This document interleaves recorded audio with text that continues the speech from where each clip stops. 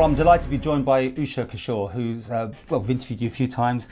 This lady likes writing, and poetry is your thing, particularly? It certainly is. It is. Now, this is a brand new book that's coming out, available on Amazon and at all local good shops, as they say, bookshops. Immigrant, as it says Immigrant. Here. But all these poems, obviously penned by yourself, but all with that theme. Is that where you're going with this? The theme is primarily South Asian immigrants to Britain and now to the Isle of Man.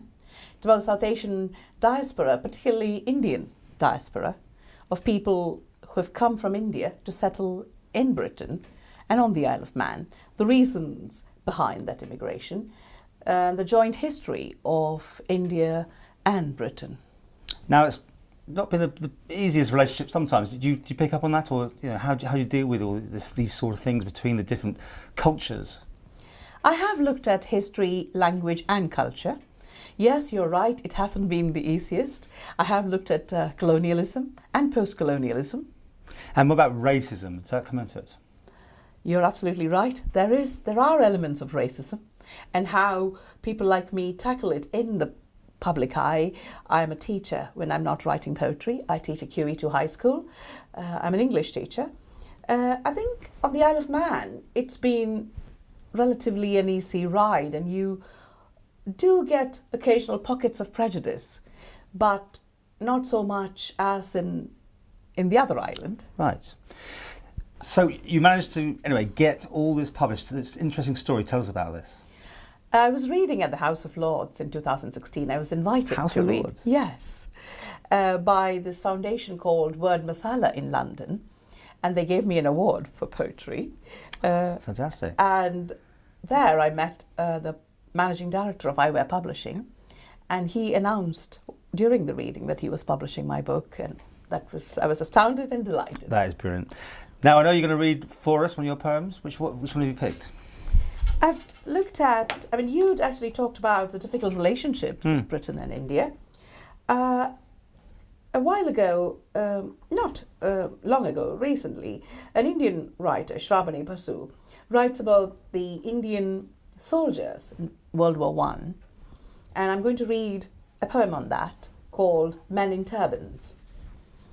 Few people are aware 1.5 million Indians fought to get alongside the British that were men in turbans in the same trenches.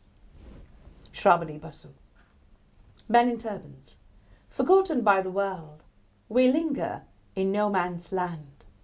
Forsaken by history, trampled by time, renounced by a homeland that does not honour its imperial troops. Our dreams lie scattered across the Western Front, our blood spilled in vain, our memories fragmented by empire and colony and nation, our lives a redundant sacrifice for king and another country. Wear your poppies with pride, but tell us who we are. Brown sepoys of the Raj, our comrades who fought arm in arm, losing eye and limb, when cannons roared like thunder and bullets hurtled like rain. Very nice, very nice. How long and where do you get inspiration from for doing that? I mean, if that one, for instance, did it just pop into your head, or do you have to write it down and tinker with it quite a lot to get it just as you want it? I think I was reading Shravani Basu's book, and the ideas came from there, and I was thinking of Indian soldiers in World War I, and I always wear my poppy in pride. That's fantastic. I know you've been doing various readings around the Isle of Man. I'm sure you've got other things. Have you got a website or where people can details about where they can get the book from? You can buy it to the publisher's website, Eyewear Publishing. You can also get it on Amazon and various bookshops on the island. Okay, well, let's just hold it up one more time if you want to get this. Available right now. And are you working on anything else?